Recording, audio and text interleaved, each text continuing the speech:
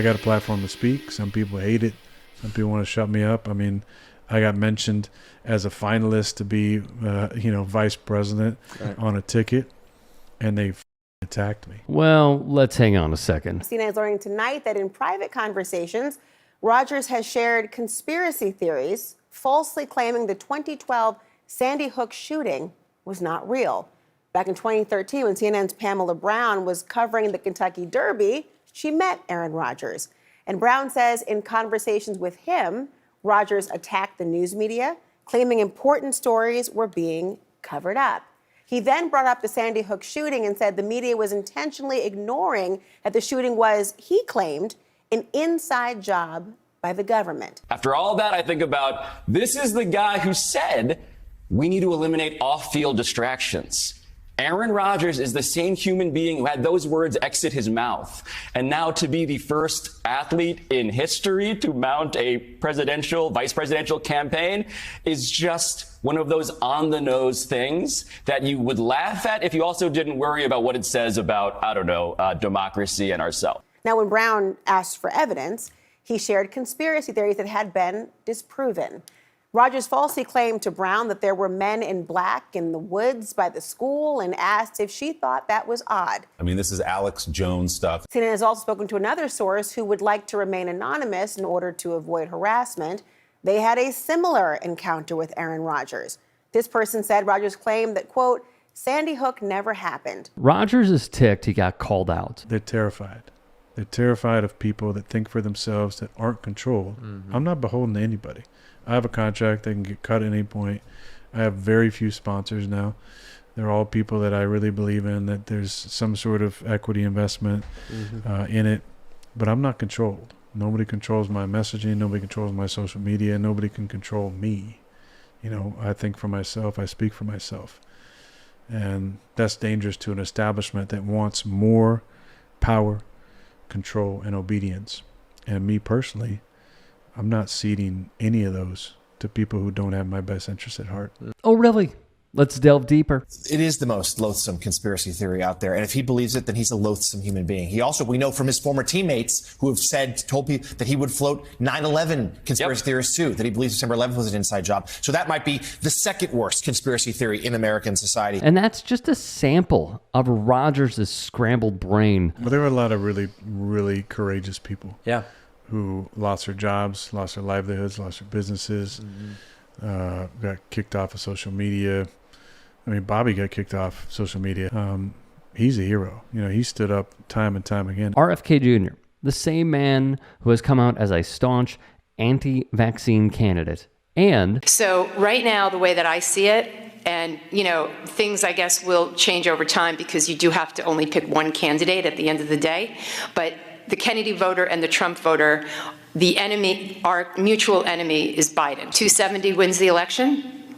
If you don't get to 270, if nobody gets to 270, then Congress picks the president, right? Right now, we have a majority of Republicans in Congress. So who are they going to pick? Who are they going to pick if it's a Republican Congress? They'll pick Trump. So we're rid of Biden either way. Via his own staff, like Rita Palma, seen here, the now former member of his team in New York, they are intentionally playing spoiler. Changes your whole perspective on everything. And Bobby, to his credit, wrote this expose on Fauci, who's been, he's the highest paid government official, been in government forever, for all these pandemics, and he's been in charge. Never held accountable.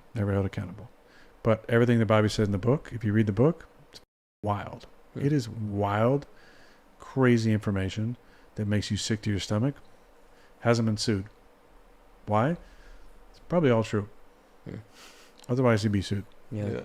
It's like, what are we even talking about here? Don't know if you caught it, but he put pandemic in quotes, which in my view is a sign he still goes on these shows and gives those signs that he does not believe in its authenticity. It's flat out madness. Again, there's a group of people that don't want you to have life, liberty, and pursuit of happiness. Right. They don't want you to be healthy, wealthy, and wise. Wealthy, not just, I'm talking about monetary sense, but just like a love of life and community and all the things that we've talked about today. And at the same time, there's a lot of people A lot of people waking up. There is, yeah. As I watch these clips of Rodgers over and over again, all I can think of is how I understand why he and his family have such an intensely strained relationship. He cannot help himself. It's a bummer. He's continually encouraged by folks like this. Before we get into it, if you can, please do become a channel member at youtube.com/TYT Sports. Click the join button. And or if you want to support the network as a whole, go to tyt.com/join. And my social media, follow me on Twitter, Instagram, and TikTok. Let's get into this, all right? Because it's not like there weren't countless gems of an idiotic approach to society in this show, on this podcast. It seems Rodgers is desperate to get his lunacy out at anyone who will platform him and throw a microphone in their face.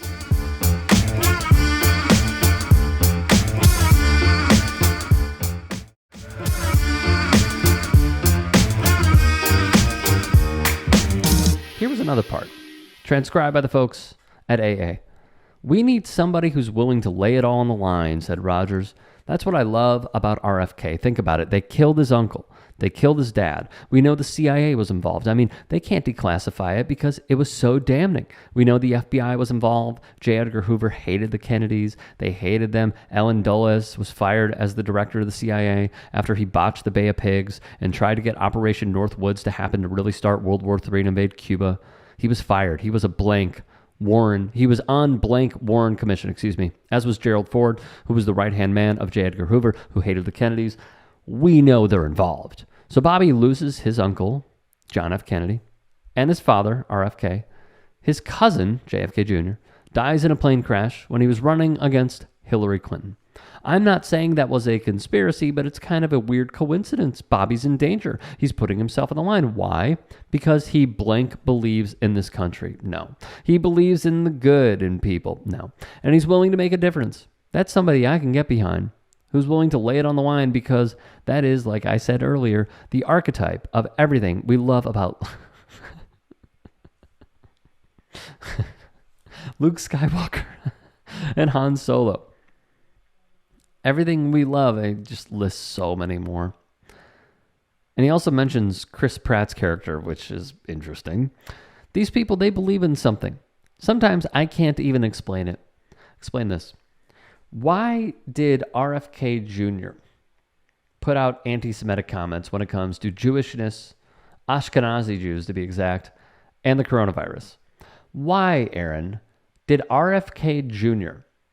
have an Alex Jones-style approach to trans people, saying there's stuff in the water that's turning people trans? Why?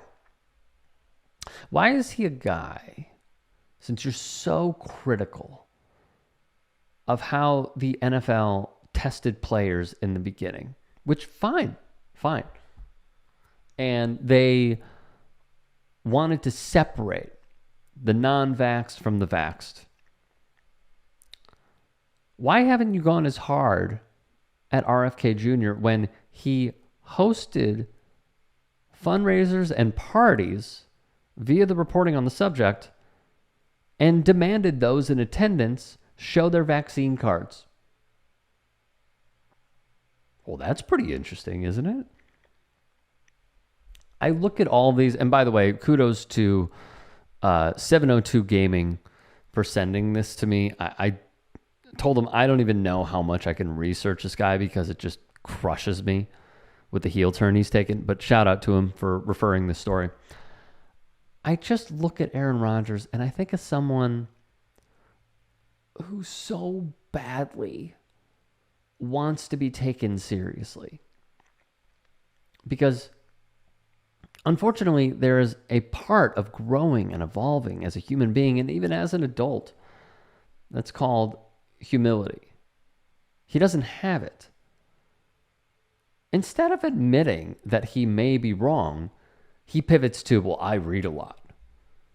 Instead of saying, hey, maybe what I said on the Pat McAfee show was awful,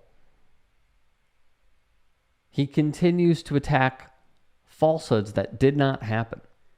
We covered it with Daniel Tosh when Rodgers was like, oh, the beaches were closed. They closed down everything. Tasha was like, you know what I did? I went on the beach, and so did a ton of other people. But I just look at a man who will never admit that he doesn't have the answers. And as Mina Kimes noted, when one were to look into the people that he cites, you know, the Brett Weinsteins, the Joe Rogans, and the books like Ayn Rand, it's a tell. It's a tell. He will cling and attach his name to anything that will support his conspiracies. That is what it comes down to at the end of the day. And as I stated previously in this piece, it does not shock me that so many people have a strained relationship with this man.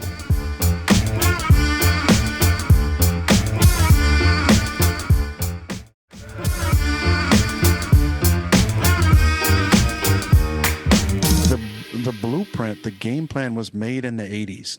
Create a pandemic, you know, with a virus that's going wild, right?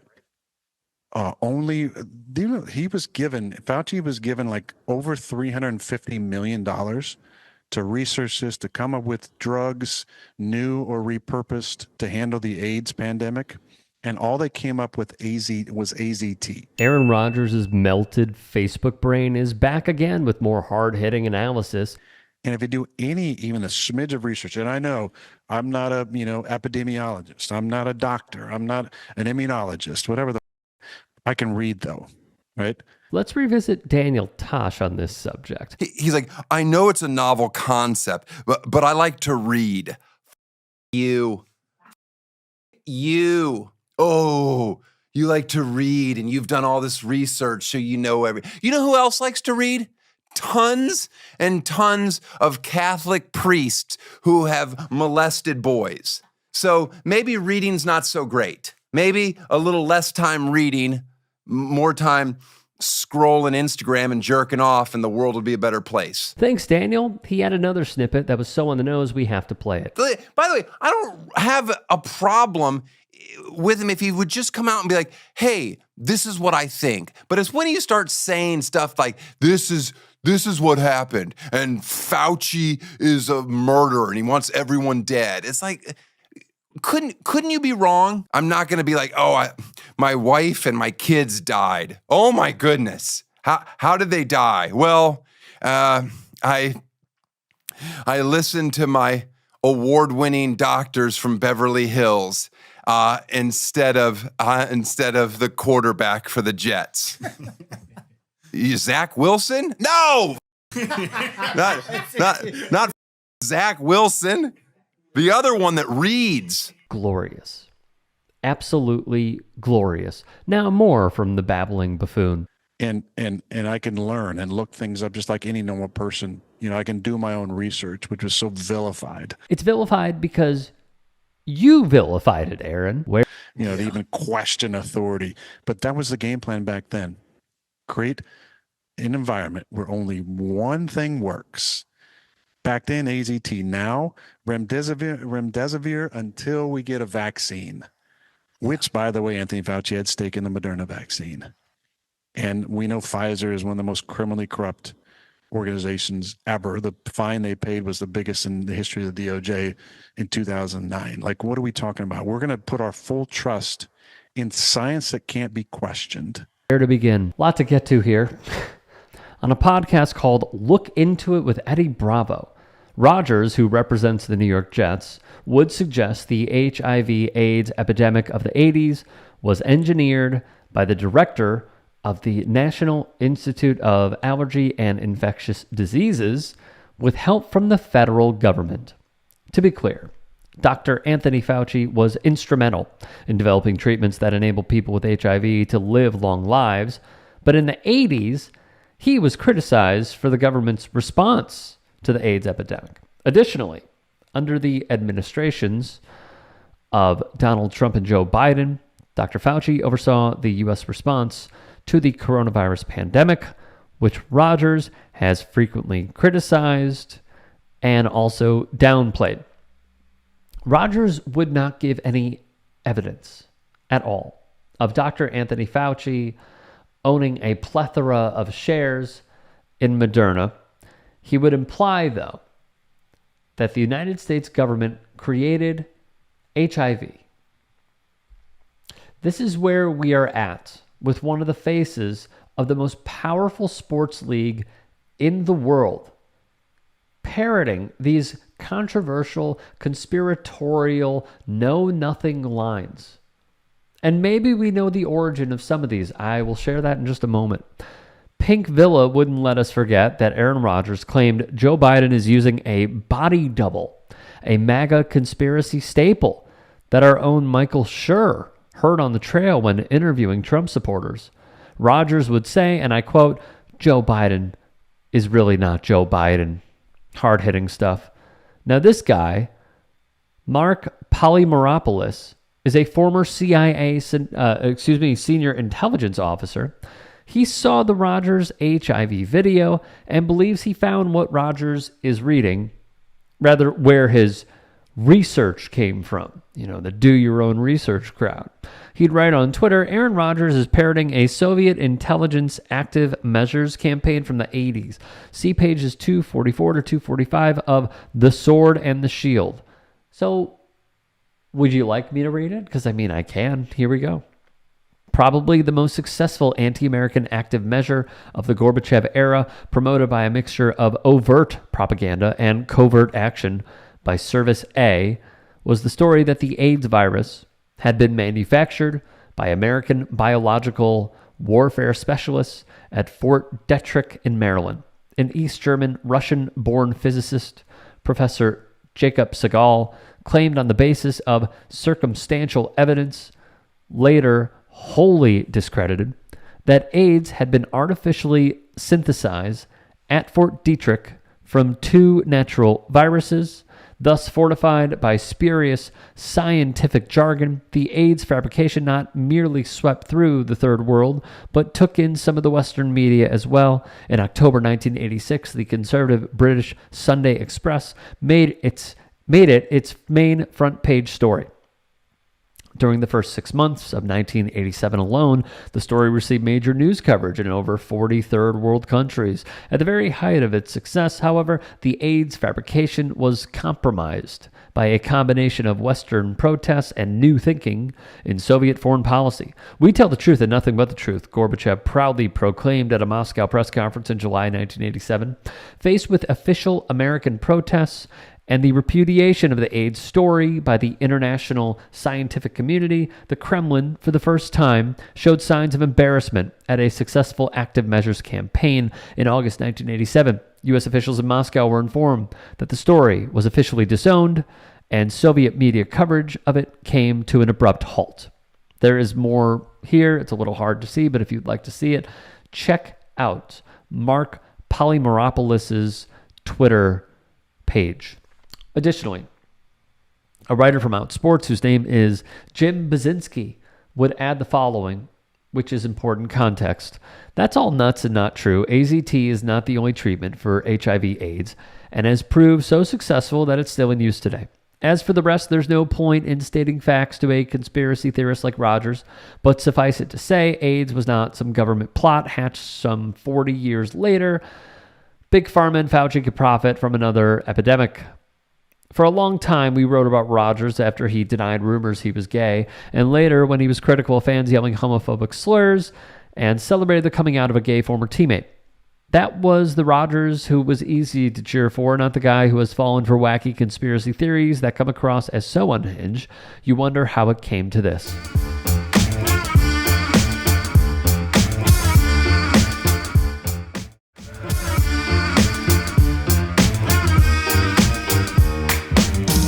Democrats say, please don't call them animals. They're humans. I said, no, they're not humans. They're not humans. They're animals. When you think that they're allowing millions and millions of people into our country, many coming from jails and mental institutions and terrorists and everything else, drug dealers, and they just walk right into our country. Our country is being poisoned. They're not sending their best. They're not sending you. They're not sending you. When it comes to Donald Trump and respecting the humanity of others, Just so we're clear, Trump is talking about white people here and signaling to his bigoted base that he's their guy. They're bringing drugs. They're bringing crime. They're rapists. Donald J. Trump is calling for a total and complete shutdown of Muslims entering the United States until our country's representatives can figure out what the hell is going on. It's going to get worse and worse. You're going to have more World Trade Centers. It's going to get worse and worse, folks. We can be politically correct and we can be stupid, but it's going to get worse and worse. They don't want our system. They don't want our system. And have no sense of reason or respect for human life. They have no respect for human life. This rhetoric has been Trump's bread and butter ever since the Obama birtherism lie gained mainstream prominence, which he helped fuel. But we've always known this guy is a bigot to his core, and he's ramping up his hatred of anyone who isn't a white Christian American now that election season is ramping up. Their police force is being diverted from traffic stops to migrant crime, our favorite new term, migrant crime. It's a new category of crime. We will stop the plunder, rape, slaughter, and destruction of our American suburbs, cities, and towns. This is country changing, it's country threatening, and it's country wrecking. They have wrecked our country. It's disgusting to see white supremacy like this on full display, with so many members of law enforcement and other community leaders backing this depravity, which is where this demon comes in. Enter Woody Johnson, chairman of the New York Jets, billionaire heir to the Johnson & Johnson fortune, and well, their business empire, as well as being the former ambassador to the United Kingdom under Donald Trump, possessing ungodly amounts of wealth and power. Woody sat down with Fox News frat boy Jesse Waters, and he recently talked about his experience at Trump's fundraiser down in Palm Beach. People don't know that. He's extremely funny. I think people are starting to appreciate his sense of humor. Mm-hmm. And he just impressed all of us once again. And I think, the overwhelming thought was, this is just the beginning for us. Everybody in that room was ready to step up hard. But it was really an appreciation. Good. Seeing a billionaire like this talking about how his fellow billionaires and other ultra-rich friends were so enamored and impressed with Trump is terrifying and should raise massive alarms for the upcoming election. Campaigns are won and lost with money and the legalized bribery enabled by our country. And Johnson is signaling that the upper 1% is ganging up to support their class interests, just like they always do. And when it comes to judges of character, Woody Johnson isn't the best arbiter of morality, considering he was under investigation by the State Department back during his time serving as an ambassador for allegedly making racist and derogatory comments, like questioning why Black Americans will want to celebrate Black History Month, and that the, quote, real challenge Black Americans are facing is their fathers staying with the family. And that's not even scratching the surface about his attitude towards women, where he frequently made sexist remarks about women's appearances and boasted about being able to pay women less than men for doing even more work. And if that's not cringeworthy enough, embassy staffers allegedly struggled to get Johnson to agree to participate in an International Women's Day celebration at the embassy, dragging his feet before eventually conceding to recognize the holiday. Johnson also reportedly dragged his feet and refused to attend an event to prevent violence against women because he's, quote, not a woman. All this baggage didn't stop him from trying to give Trump's golf resort in Scotland some business by lobbying to hold the Open tournament there in 2018. This is exactly the type of person Trump wants to surround himself with, highlighting the intimate connections between sports and politics. If there are any stories we missed, if there are any that you, the viewer, would like to submit, get at me and follow me on Twitter, Instagram, TikTok. DMs are open. Support the channel. All of our content is free. It's the least you could do. Become a paid channel member and or go to tyt.com/join to support the network as a whole. Thank you so much. Have a great day.